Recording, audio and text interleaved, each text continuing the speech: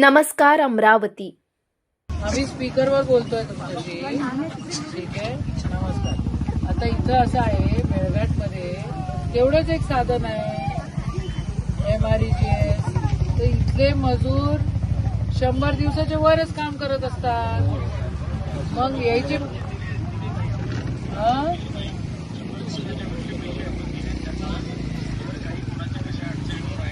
रस्त्यावर साहेब, आम्ही आता आठ गावांमध्ये गेलो कालपासून.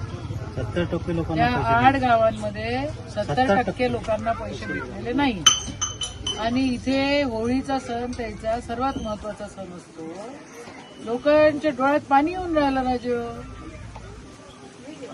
आम्हाला जी मागणी केली होती ते पाठवलेत आणि अकाउंटला शिल्लक काही पैसे आहेत. मी तहसीलदारला आता बोलतो.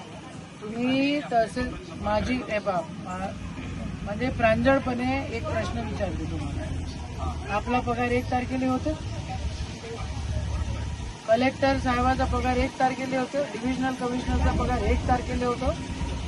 आमदार खासदारांचे पगार 1 तारखेला 2 तारखेला होऊन जातात. MREGS वाल्यांचे पैसे राजू, तर त्यानं मेहनत करा.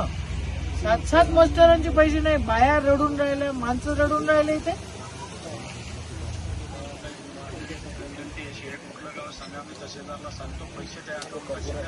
चिखलदरा आणि धारणी तालुका दोन्ही पण तालुक्यांमध्ये पैसे आलेले नाही आहेत.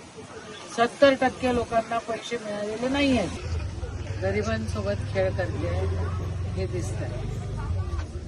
MREGSचा कायदा बदलला. MREGSला आता रामजी म्हणतात. रामजी म्हणतात तर शेवटच्या नारायणापर्यंत त्या ठिकाणी धनलक्ष्मी पोहोचली पाहिजे की नाही पोहोचली पाहिजे. इथं आज आम्ही 2 दिवसापासून आदरणीय खासदार आहे, युवक काँग्रेस आहे, तालुका काँग्रेस कमिटी आहे, सगळेजण नगर परिषद आहे, सगळेजण मिळून आम्ही गावोगावी भेटी देतोय, शुभेच्छा देतोय, तिथं मेघनाथ बाबाचं दर्शन करतोय. पण गरिबाच्या डोळ्यांमध्ये पाणी आहे, गरिबांच्या डोळ्यांमध्ये अश्रू आहेत. आणि कडकडीने एवढंच सांगताय की 7 मास्टर आमचे अजून थांबले आहेत. 1500 रुपये देतात आणि बाकीचे रुपये थांबवून देतात. काही लाडक्या बहिणी भेटल्या, त्यांचे पैसे आलेले नाही आहेत. म्हणजे गरिबांना करायचं तर काय करायचं आणि सरकार करतंय तर काय करतंय. MREGSचा कायदा बदलून या पूर्ण गरीब जनतेवर त्यांनी खूप मोठा हतोडा मारलेला आहे. जिथे 300 दिवस काम मिळत होतं तिथे आता 125 दिवस काम मिळणार. आणि तेही एका मास्टरवर. जे निषेध आहे, केंद्र सरकारचा निषेध आहे या सगळ्या गोष्टींमध्ये. आणि सरकारचं पूर्ण दुर्लक्ष आहे. कुठं AIच्या गोष्टी करतायत. अरे इथं येऊन बघा मेळघाटामध्ये काय परिस्थिती केलेली आहे. मी पालकमंत्री असताना मेळघाट हाट म्हणून एक कार्यक्रम सुरू केला होता. कुठं बचत गटांचं, त्याचंही पूर्ण सगळं व्यापारीकरण करून टाकलं आणि सगळ्या व्यापाऱ्यांच्या हातात दिलेलं आहे.